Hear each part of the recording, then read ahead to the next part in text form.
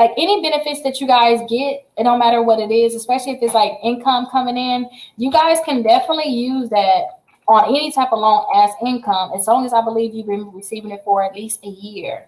So if you guys get like Social Security benefits, I always tell people try to just go with the FHA loan, because the FHA loan, they're not going to be so like tedious with you guys, or like, they're not going to be, you don't have to have like a high credit score. I mean, not a high credit score. You don't have to have like a high income level. Like when people was getting Social Security benefits, I was even able to get people approved if they had just $1,000 in income.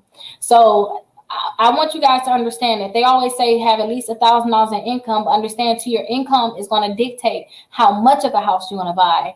That person have $1,000 income, they may have a great interest rate just like anybody else because they can have a high credit score, but at the same time, they couldn't go and get a $300,000 house because now their income can't vouch for it.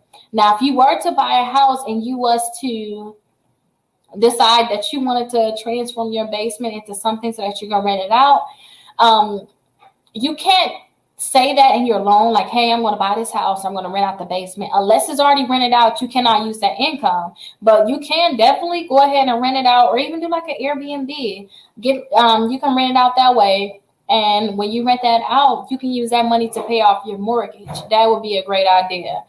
And good luck on your business too. At the end, she talked about she wants to reestablish her interior design business. So good luck on your business. But try to get that FHA loan. That's going to help you out a lot.